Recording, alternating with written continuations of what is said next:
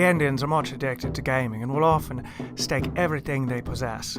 Ball playing is their chief and most favourite game, and is such severe exercise as to show it was originally calculated for a hardy and expert race of people like themselves and the ancient Spartans. The ball is made of a piece of scraped deerskin, moistened and stuffed hard with deer's hair, and strongly sewed with deer's sinews. The ball sticks are about 2 feet long, the lower end somewhat resembling the palm of a hand, and which are worked with deerskin thongs.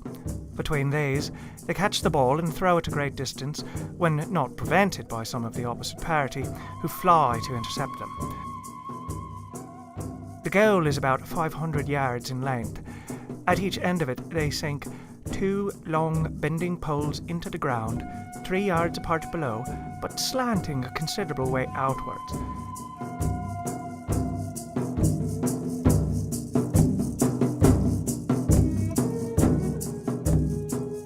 The party that happens to throw the ball over these counts 1, but if it be thrown underneath, it is cast back and played for as usual.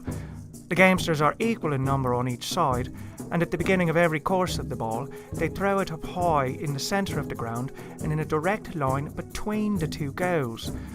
When a crowd of players prevents the one who catches the ball from throwing it off with the long direction, he commonly sends it the right course by an artful, sharp twirl.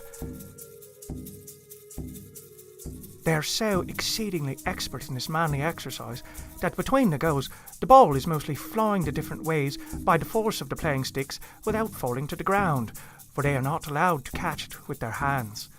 It is surprising to see how swiftly they fly when closely chased by a nimble-footed pursuer.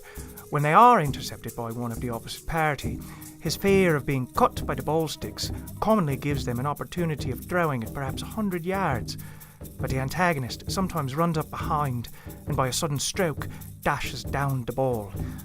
It is a very unusual thing to see them act spitefully in any sort of game, not even in this severe and tempting exercise. Once indeed, I saw some break the legs and arms of their opponents by hurling them down when on a descent and running at full speed. But I afterward understood there was a family dispute of long continuance between them. That might have raised their spleen as much as the high bets they had then at stake, which was almost all they were worth.